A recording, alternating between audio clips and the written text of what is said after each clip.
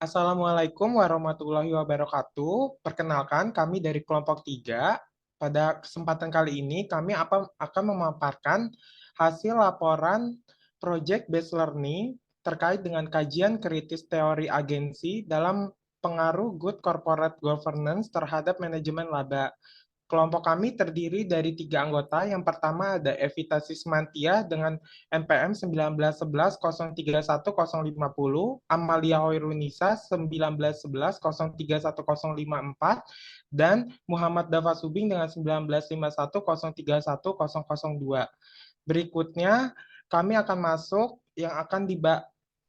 ke dalam bab 1 yang akan dibahas oleh teman saya Amalia Hoirunisa.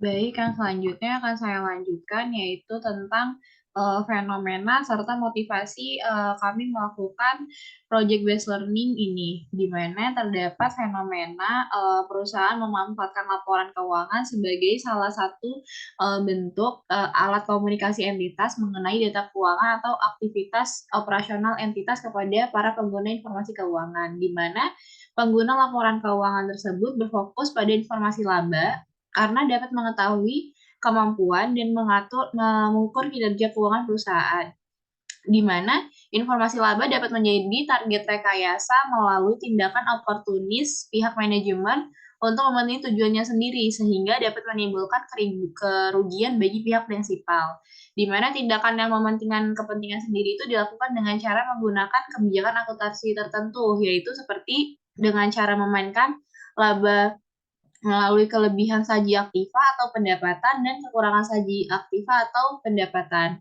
di mana terdapat fenomena yaitu manajemen laba masih menjadi fenomena yang sering terjadi pada beberapa kasus. Pada awal tahun 2019, PT Garuda Indonesia Tbk yang melaporkan perusahaan dalam keadaan laba dari tahun buku 2018 melalui penyalahgunaan pengakuan pendapatan sebesar 809.850 US dollar yang sangat berbanding terbalik dengan pembukuan pada tahun 2017 yang menderita kerugian sebesar 216,5 juta US dollar, sehingga Otoritas Jasa Keuangan memberikan sanksi kepada PT Garuda Indonesia atas tindakan penyelenggaraan Pasal 69 Undang-Undang Nomor 8 Tahun 1995 tentang Pasar Modal dan Peraturan BPPAM LK Nomor 8 G7 tentang penyajian dan pengungkapan laporan keuangan emiten dan perusahaan publik.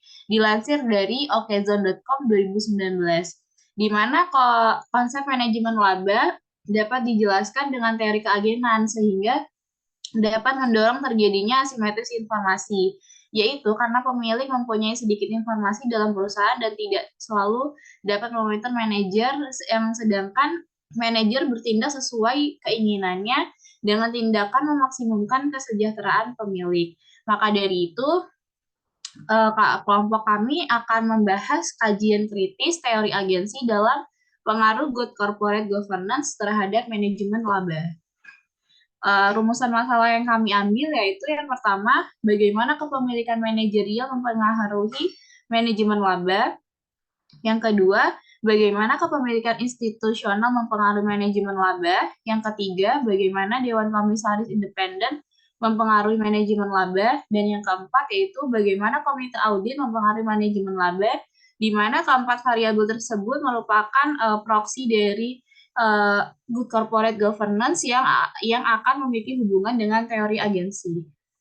Lalu selanjutnya akan dijelaskan oleh rekan saya. Terima kasih.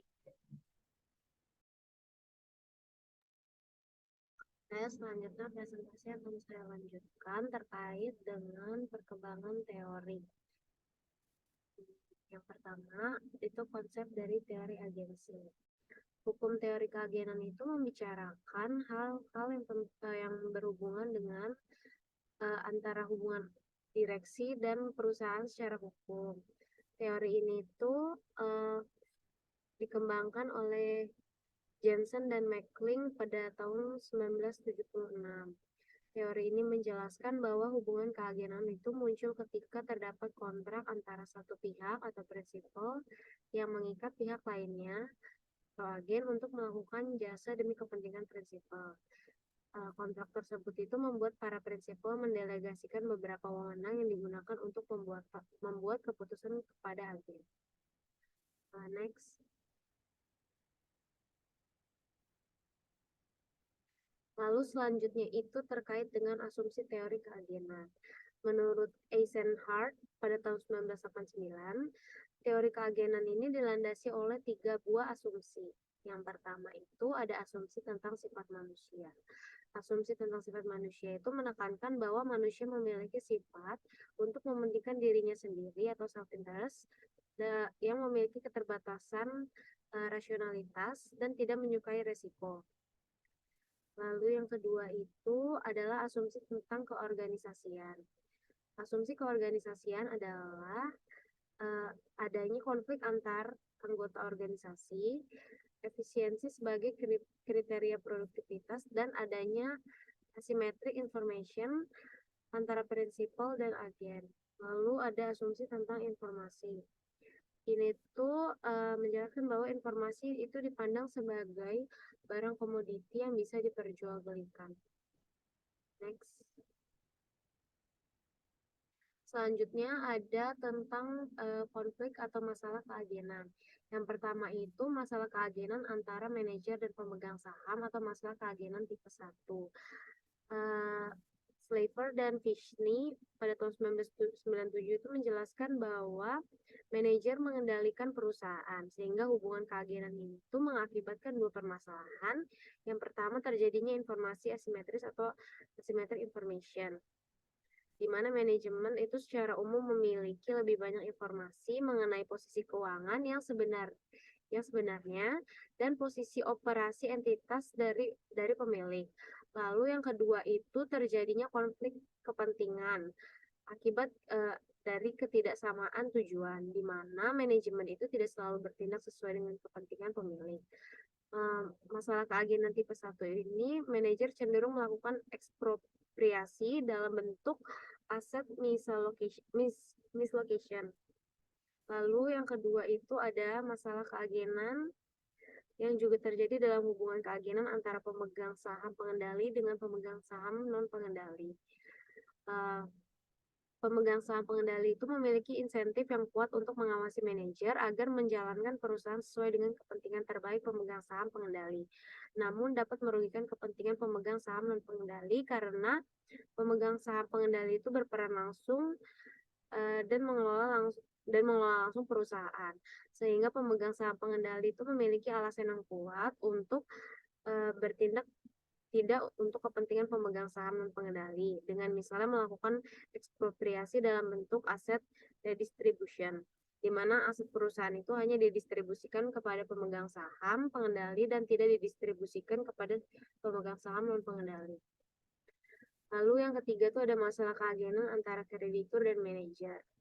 Manajer itu menggunakan utang untuk menyepakati atas beban yang harus ditanggungnya. Peningkatan utang secara langsung itu berkaitan dengan peningkatan risiko, khususnya risiko kebangkrutan. Lalu utang tidak hanya mengurangi arus kas bebas, namun juga meningkatkan peluang kebangkrutan. Menurut Masulis pada tahun 1988, manajer itu tidak dapat memboroskan sumber daya yang hanya terbatas ketika memiliki beban utang yang berat. Lalu Jensen itu pada 1986 menyatakan bahwa peningkatan utang itu akan meningkatkan nilai perusahaan selama biaya kebangkrutannya itu selalu terjaga pada tingkat yang rendah. Next.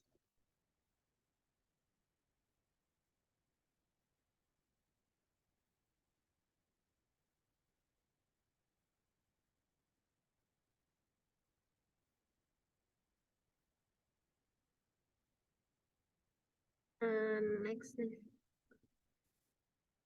Kelebihan dan kekurangan teori agensi. Nah, oke. Untuk kelebihannya itu, keagenan itu teori berfokus kepada bagaimana agar sistem perjanjian kontrak kompensasi mampu mencapai keseimbangan. Terus untuk kekurangannya, itu yang pertama itu sering menimbulkan benturan kepentingan antara prinsipal dan agen. Lalu itu menimbulkan konflik kepentingan antara prinsipal dengan agen yang mana salah satunya dapat timbul karena adanya kelebihan aliran kas.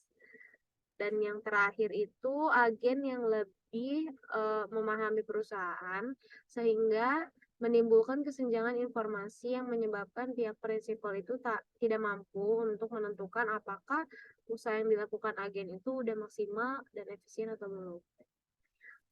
Next. Selanjutnya itu ada kaitannya dengan materi. Yang pertama itu, teori keagenan itu merupakan kerangka kerja yang didasarkan pada interaksi antar individu di dalam suatu organisasi, itu khususnya prinsipal dan agen sebagai pemangku kepentingan utama. Teori-teori prinsip tata kelola perusahaan itu dapat dijelaskan melalui kolaborasi, manajemen, dan bisnis, serta peran manajemen sebagai agen moral yang berdedikasi untuk memaksimalkan keuntungan prinsipal dan menerima kompensasi yang sesuai dengan tugas yang dihadapi. Lalu, alasan mengapa teori keagenan ini sangat membantu karena teori ini itu mengasumsikan bahwa manusia itu cenderung bersifat egosentris dan lebih mementingkan kepentingannya sendiri. Teori ini itu juga didasarkan pada informasi dan bahwa informasi asimetris itu keluar di agen dan prinsipal. Dan untuk agen ini tuh informasi asimetris itu menjadi keuntungan baginya. Lalu dalam penerapan good corporate governance dapat dilihat dari adanya keselarasan dari 3 aspek yang terdiri dari governance system, lalu governance structure dan governance process dan governance instrument. Selanjutnya itu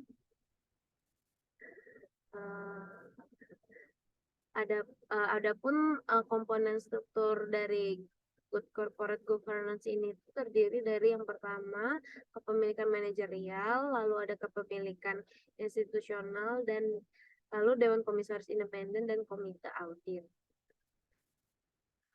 Lalu menurut Jensen dan Mackling pada tahun 1976 tentang efek penyelarasan, penyatuan kepentingan antara manajer dan karyawan itu dapat dicapai dengan memberikan manajer akses ke saham perusahaan. Jika seorang manajer itu memiliki saham di perusahaan, mereka memiliki hak yang pada dasarnya itu sama dengan pemilik saham lainnya.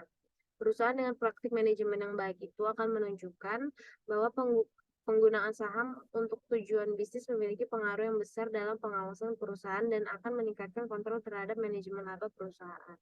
Kemudian terkait dengan kepemilikan institusional, pengawasan yang dilakukan oleh kepemilikan institusional memiliki kemampuan untuk mengidentifikasi pemangku kepentingan manajemen guna mengurangi terjadinya praktik manajemen laba dalam bisnis.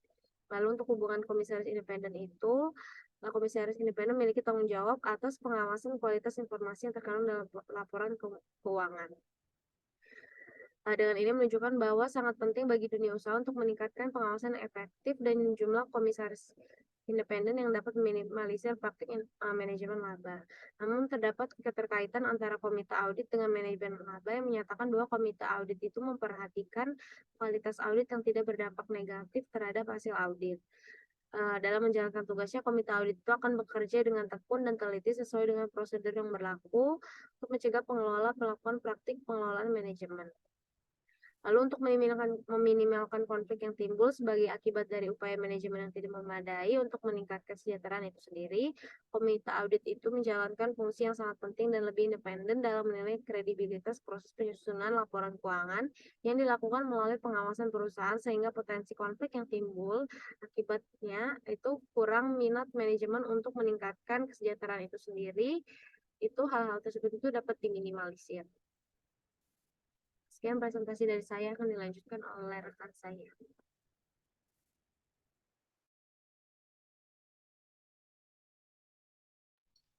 Selanjutnya, saya akan melanjutkan presentasi di mana kita masuk ke dalam bab 3. Di sini yang pertama ada kesimpulan.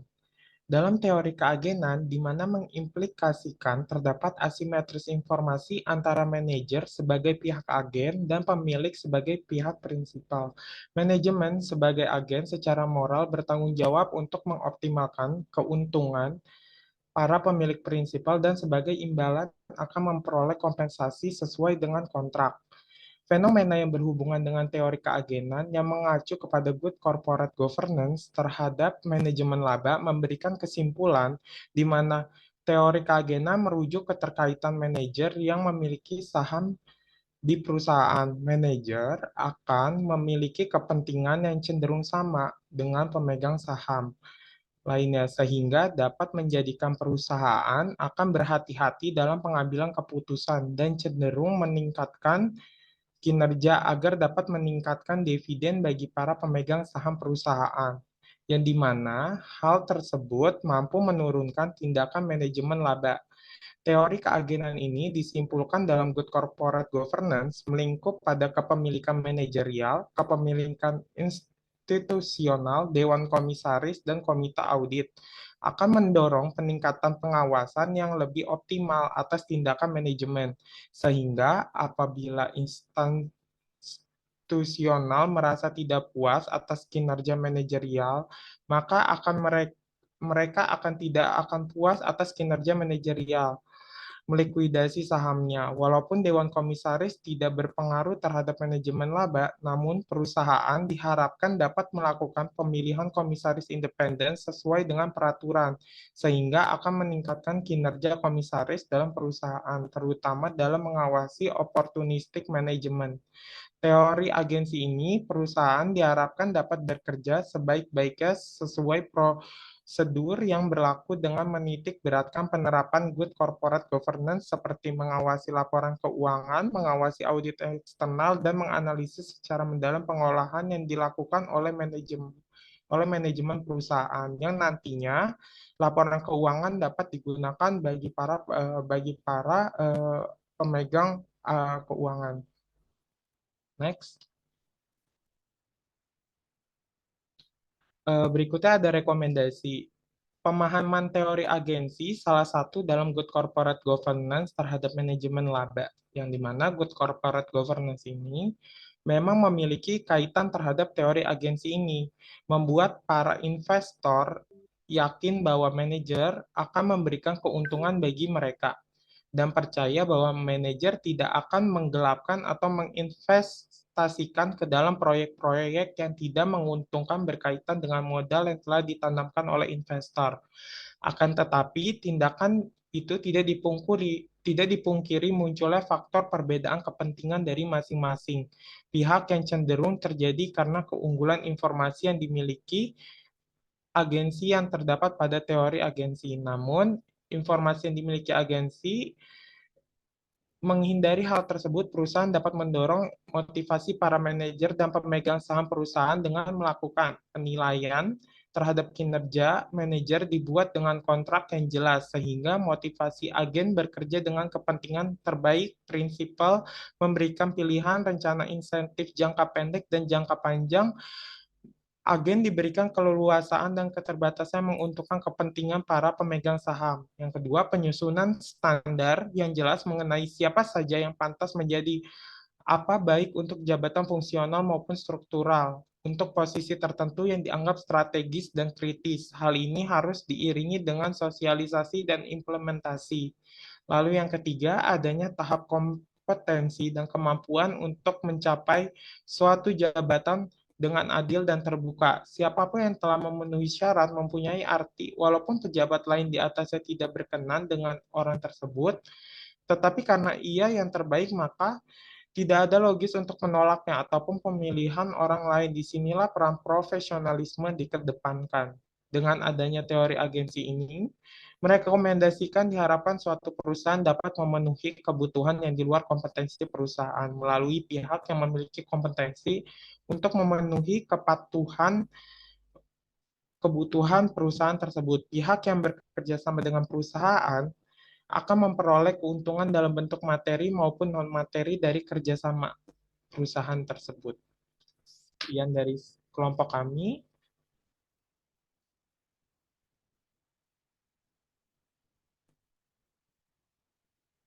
Sekian dari kelompok kami tutup. Wassalamualaikum warahmatullahi wabarakatuh.